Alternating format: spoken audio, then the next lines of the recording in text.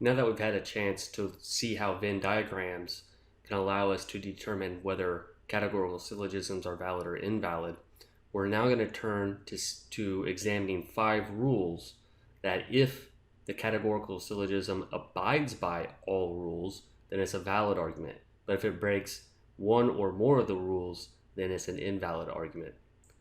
So the first rule that we're going to look at states that the middle term must be distributed at least once. Failure to do so is called the undistributed middle.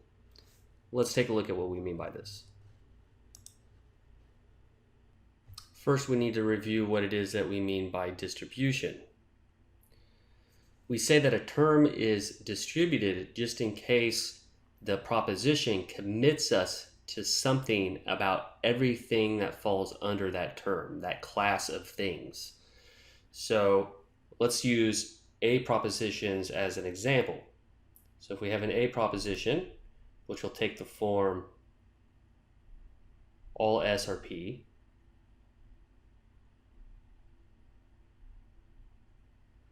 then because it says every single S is a P, we know something about all of the S's. But that doesn't mean we know something about all of the P's. So we say the S is distributed, whereas the P is undistributed.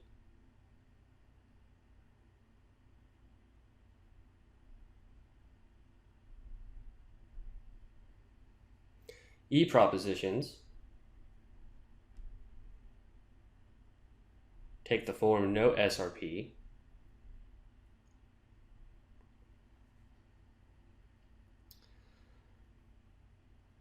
If we think about the diagram that's associated with E propositions, it'll look like this.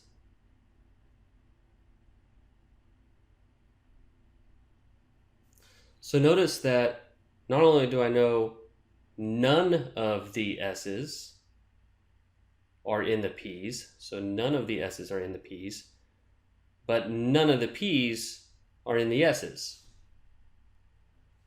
That means I know something about all of the S's and all of the P's. So on E propositions, the S is distributed, and so is the P.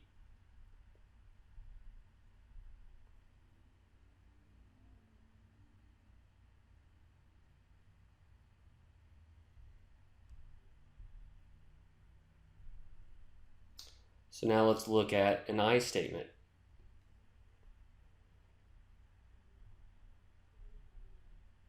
Which takes the form sum S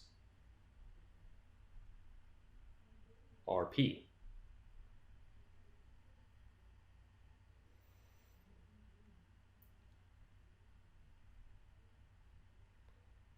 Well, our diagram for this is going to look like this. We know that there exists an S, and we even know that there exists a P, but that doesn't tell us something about everything of each of the S's and each of the P's. So it turns out on I propositions, the subject term is undistributed, and the predicate term is undistributed.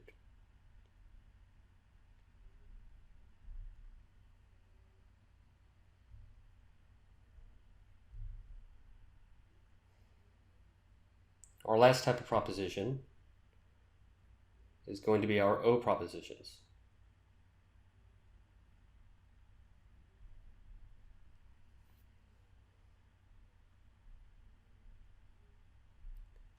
Which takes the form sum S are not P.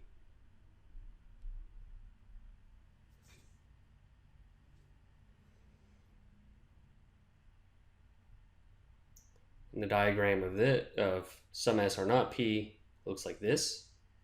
We're committed to there being an S that is not a P. So notice that we know of every single P, it's not this at least one S. But we don't know anything about all of the S's. So S is undistributed. The subject term is undistributed, that is, whereas the predicate term is distributed.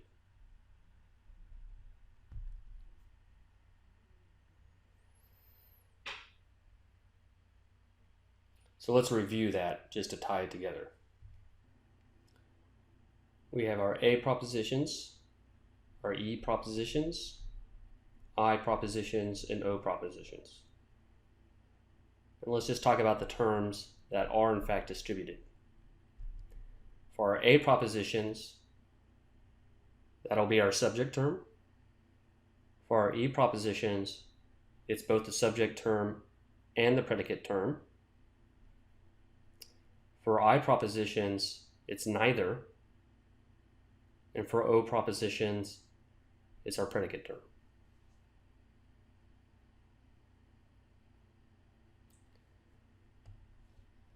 All right, so that's our review of distribution. So now let's turn back and think about what the rule tells us.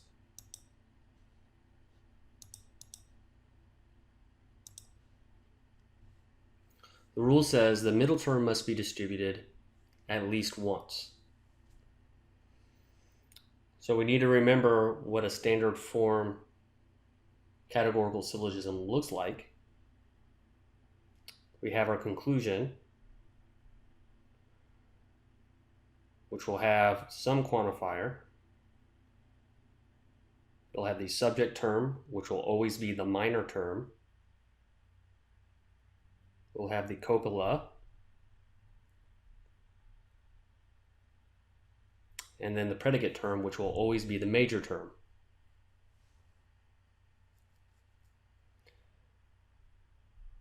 Our first premise is always our major premise, and so it needs to contain the major term, but it doesn't matter whether it's the subject term or the predicate term. The other term will be the middle term. So let's suppose it's some m for our middle term, are not p.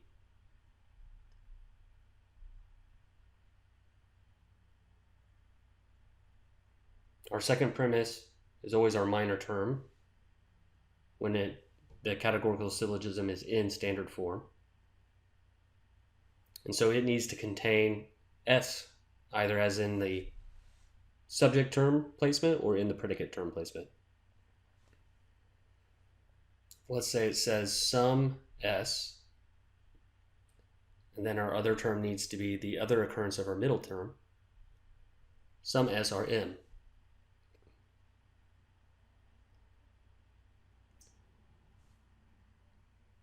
Our first premise is an O proposition. Only the predicate term gets distributed, so our middle term is undistributed. Our second proposition, neither term is distributed.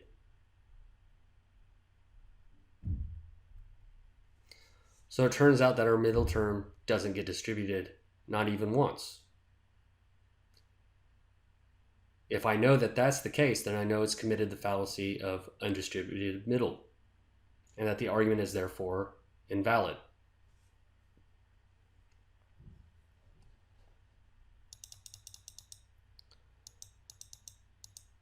But maybe the argument is slightly different.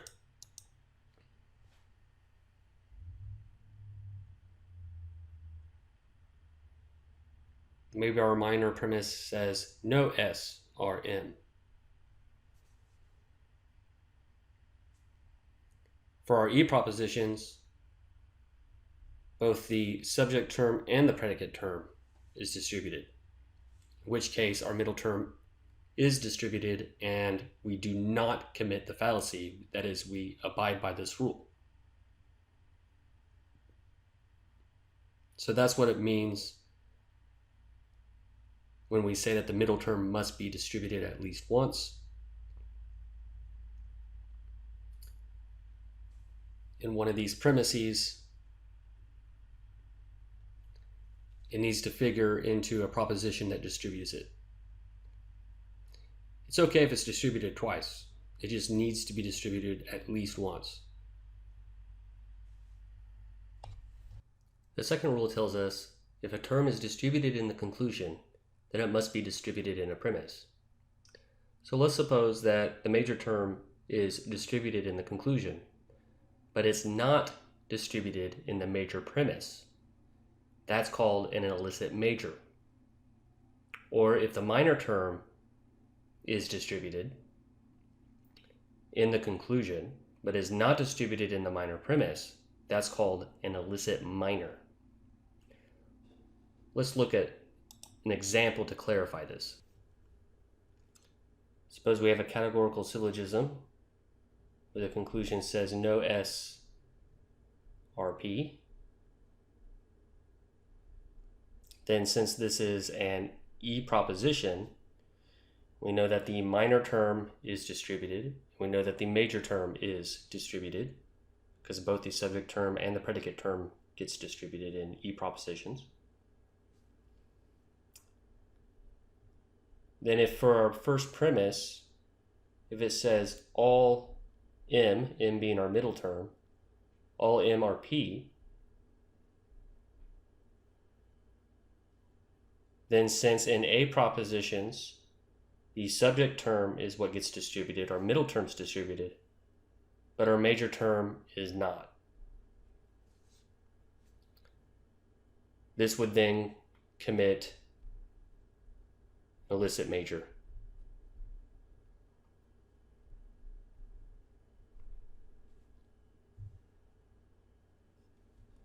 On the other hand, if it was flipped and it said, so we had the conversion, it would be all P are M.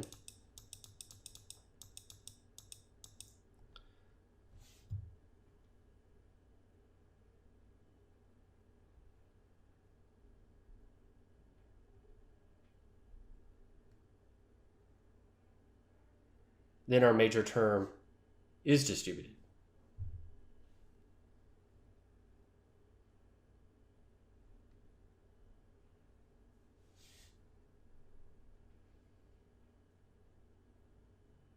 Then for our second premise, since it's the minor premise, it needs to have the minor term in it.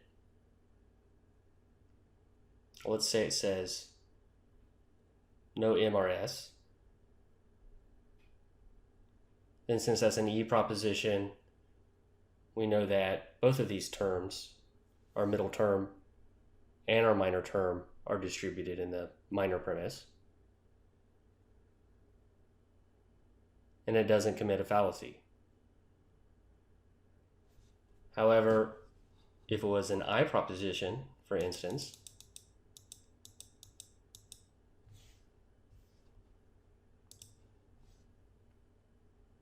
it said some MRS,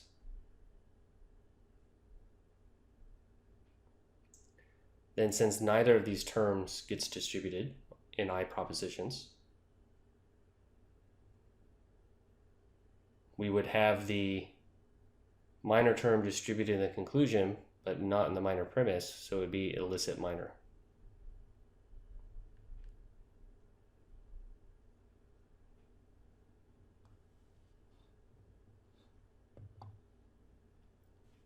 So remember that first we look at the conclusion when thinking about Rule 2.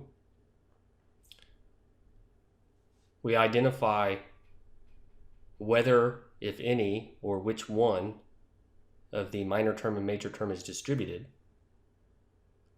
And if one of them is distributed, it needs to also be distributed up here in the premises. Now, if it's not distributed in the conclusion, it doesn't matter whether it's distributed or not in the premises. These next two rules I think are fairly straightforward.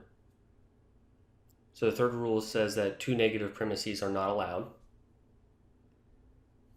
And if you do this, the fallacy is called exclusive premises.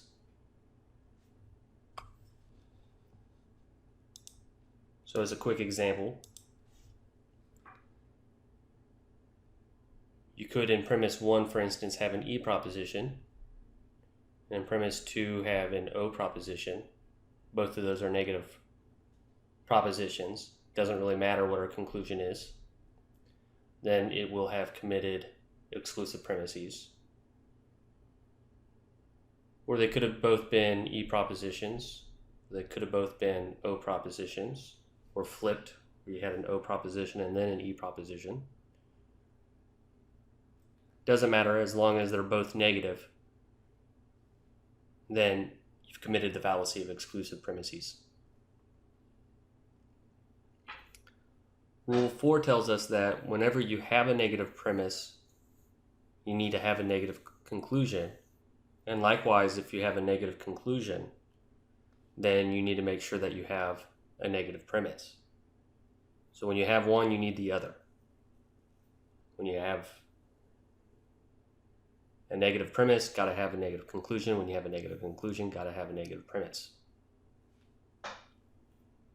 So for instance, a violation of this would be if you had in premise 1, say, a proposition A. In premise 2, maybe you have proposition E. And then in premise 3, you had a proposition I. Well, we have a negative premise for our minor premise, since it's an E proposition. Our conclusion is an I. So we're drawing an affirmative conclusion from a negative premise. Can't do that. And that's the fallacy that we would commit.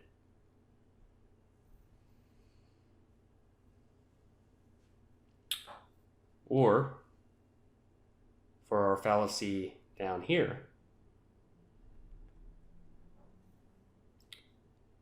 maybe we have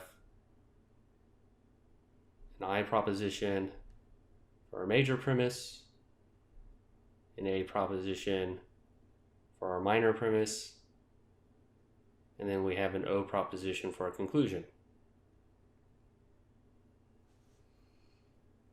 Well, now we're drawing a negative conclusion, since O propositions are negative, from affirmative premises, since both I propositions and A propositions are affirmative premises.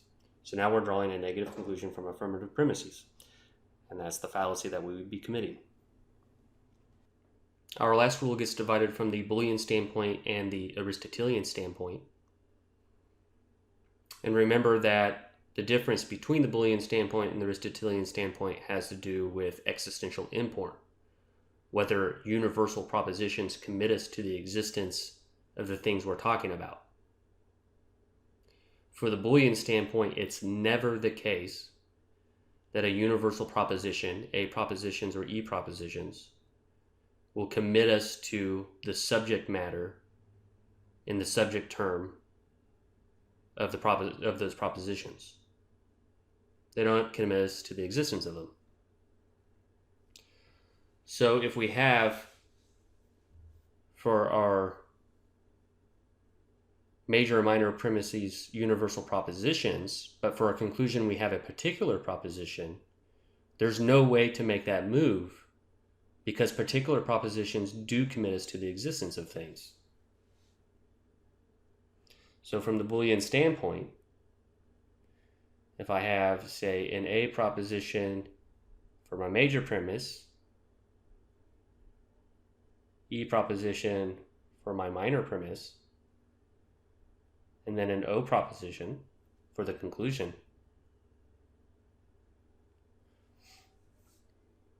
and let's say no other, and it's important that no other rule has been broken,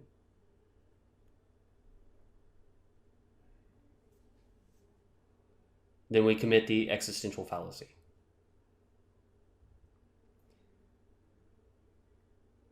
Because this proposition doesn't commit us to anything existing. This proposition doesn't commit us to anything existing.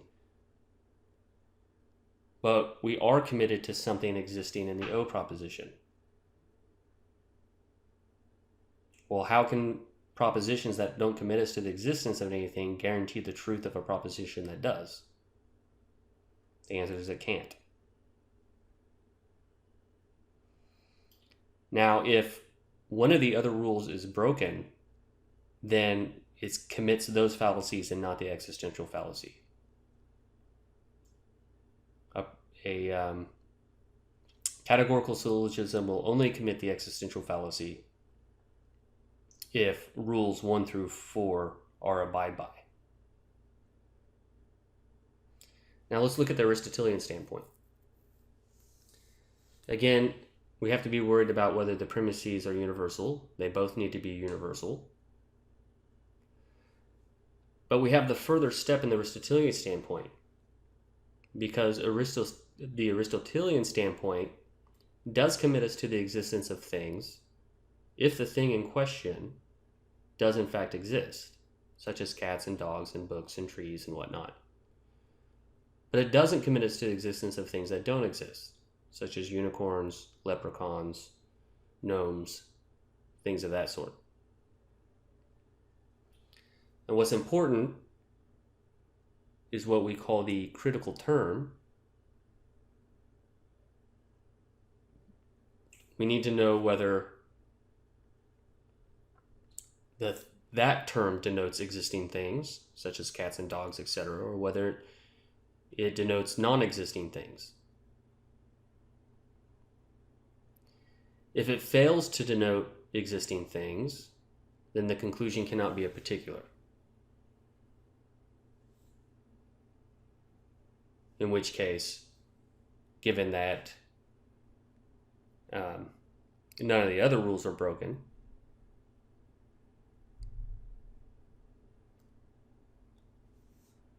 we'll have committed the existential fallacy.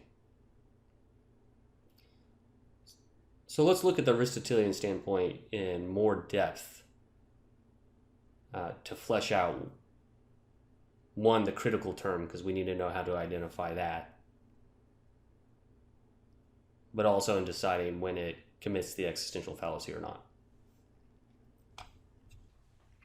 The critical term is the term that, if it denotes something existing like cats and dogs, as opposed to being a term like unicorn or leprechaun that doesn't actually refer to anything, then it guarantees that the subject of the conclusion refers to something existing. That's going to be important from the Aristotelian standpoint when deciding whether it commits the existential fallacy or not. So let's suppose we have a situation in which we have two universal premises. So the premises are universal propositions, and the conclusion is a particular proposition, and the rules 1 through 4 are in fact abided by. Well, we need to be able to determine what the critical term is in those cases. One way is to use Venn diagrams.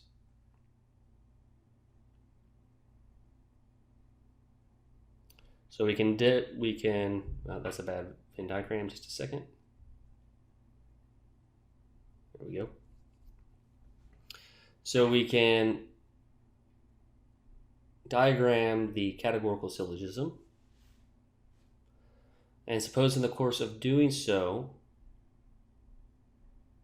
for one of our circles, in this case, the circle that's representing our middle term, has 3 of its areas shaded, leaving only one area left over that is unshaded. That will be our critical term. We put our circle X there to note that. And the circle around the X reminds us that from the Aristotelian standpoint, we need to see whether, in the scenario that we have where we're checking for the existential fallacy, we need to see whether the middle term actually is a referring term or a non-referring term. Is it a term like dogs, cats, trees, books, where there's things that are actually denoted, or is it like unicorns, gnomes, wizards, orcs, etc.? If it's the former, if it is referring, then no fallacy is committed. If it's the latter, where the term is not referring, like the unicorns, then the existential fallacy is committed from the Aristotelian standpoint.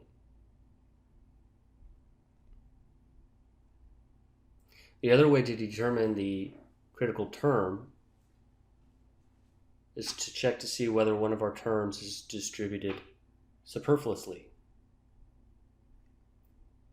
That is, an unneeded time. To do this, we have to look at Rule 1 and Rule 2. So Rule 1 tells us that the middle term needs to be distributed at least once. And our second rule tells us that if our major term or minor term is distributed in the conclusion, it needs to be distributed in the corresponding premise.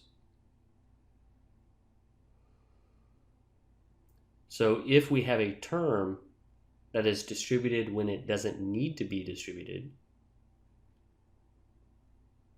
it'll be distributed superfluously and will therefore be our critical term.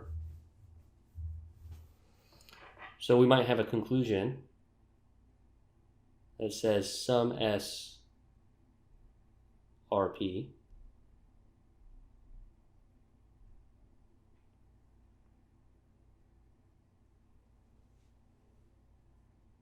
in which case neither the minor term nor the major term are distributed. So then in my first premise, I have all P are M.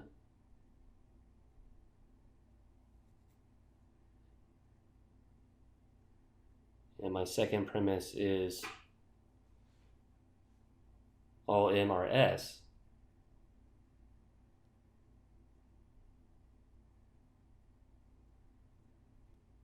Then the major term was distributed when it didn't need to be.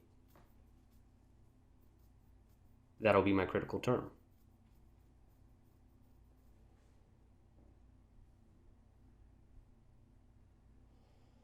Let's look at another one.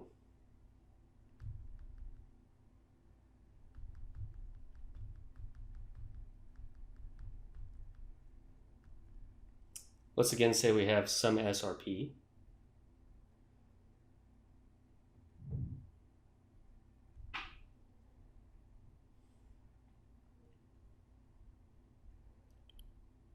And then I have all M RS, all MRP for the major premise, and then all MRS, all MRS for the minor premise.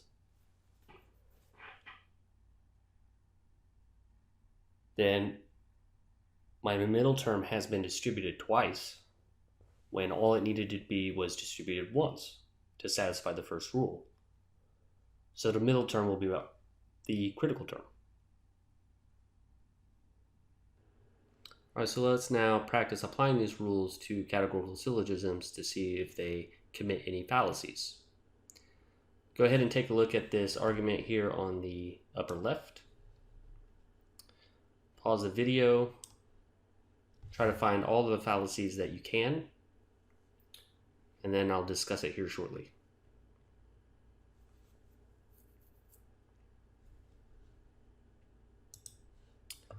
All right, so our first rule tells us that the middle terms needs to be distributed at least once in our premises. So our first premise says that some P are not M. That's an O proposition. And in O propositions, the predicate term gets distributed. Our predicate term here is the middle term, so that rule is satisfied.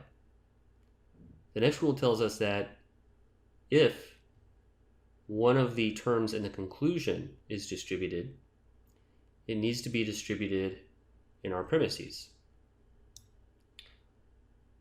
Our conclusion is an O proposition, so again the predicate term is distributed, so our major term is distributed.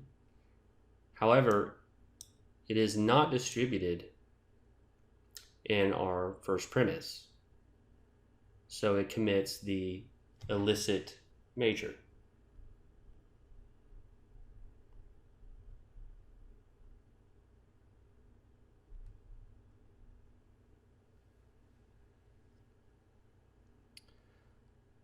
Our next rule tells us that we cannot have all of our premises be negative. That would be the exclusive fallacy, but we don't commit that fallacy because premise 2 is an affirmative proposition. And our fourth rule tells us that if we have a negative premise, we have to have a negative conclusion, and if we have a negative conclusion, we have to have a negative premise. We do satisfy that. Then since one of our rules is broken, we don't even need to check to see whether the existential fallacy is committed. So now let's take a look at the argument on the right.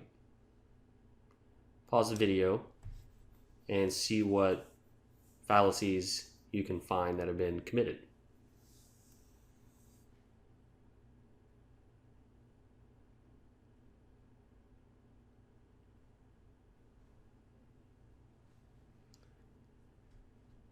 All right, so our first thing to check is to see whether our middle term has been distributed at least once. Our major premise says that no M are P. E propositions, both of the terms are distributed. So our middle term there is distributed. It's also distributed in our minor premise, since the subject term of A propositions are distributed. Our next rule says that if a term is distributed in the conclusion, it needs to be distributed in our premises. Our conclusion is an O proposition. So it turns out that our major term is distributed because O propositions, the predicate term, is distributed. So when we go to the major term, we do see that, in fact, the major term is distributed in the premise because both of our terms are distributed in an E proposition. So we pass that rule. Third rule, we can't have both negative conclusions. Our minor premise is an affirmative one, so we pass that rule.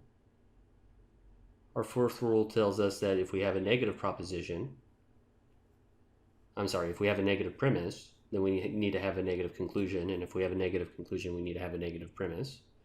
And that's satisfied by the premise and the conclusion both being negative. So now we have to worry about whether the existential fallacy has been committed.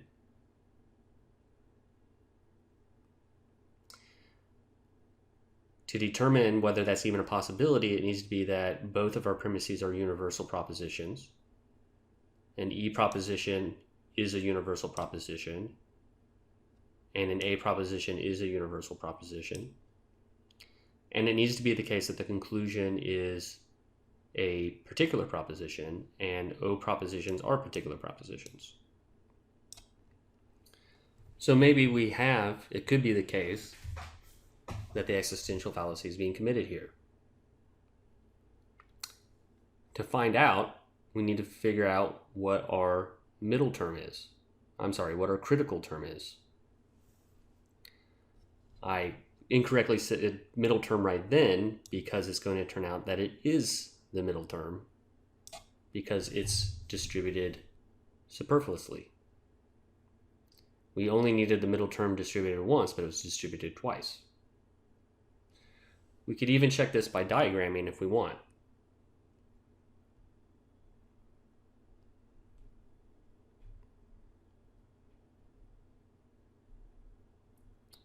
We have no M or P. This is where our M and our P's overlap, so we can shade that area out.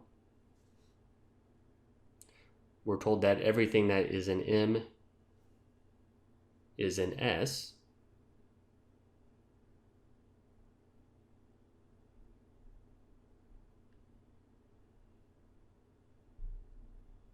So that removes all of the M's that are outside of the S circle. That leaves this area left over. Notice that 3 of our areas are shaded out and only 1 area is left over. So we put a circle X there.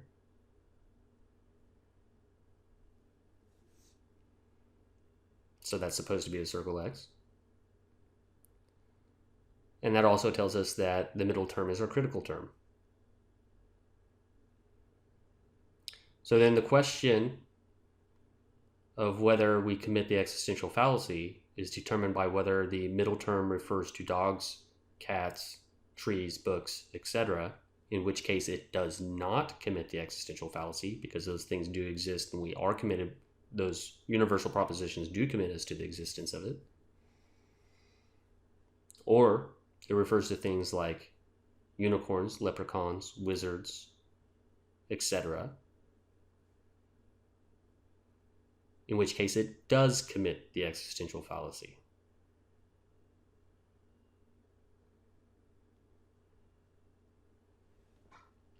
Now let's look at the last argument here.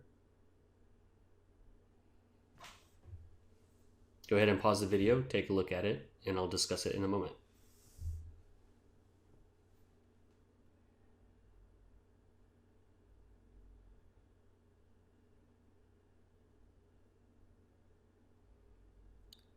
All right, so the first thing that we should look is to see whether our middle term is distributed. Well, our first two premises are O propositions. So that tells us that the predicate terms, which is our major term and minor term, are distributed, but the subject terms are not. So this commits the undistributed middle.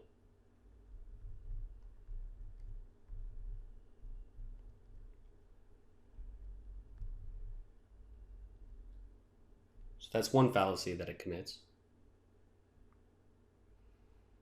Our second rule tells us that if a term is distributed in the conclusion, then it needs to be distributed in the premises.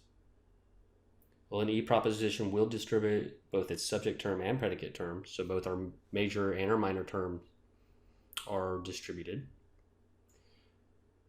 in the conclusion, and we've already noted that they are in fact distributed by these O propositions. So we don't get that fallacy.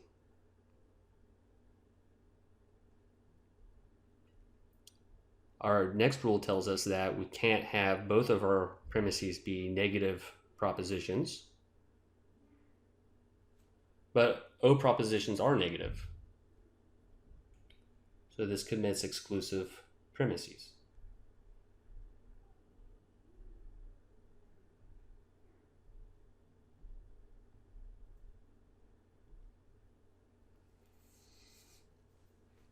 The last thing that we need to check is whether, given that we have a premise that is a negative proposition, whether a conclusion is negative. Well, it turns out that the conclusion is negative and we do have negative premises. So the fourth rule does not get violated. Since it has committed a couple of fallacies, we don't have to check to see whether it's committed the existential fallacy.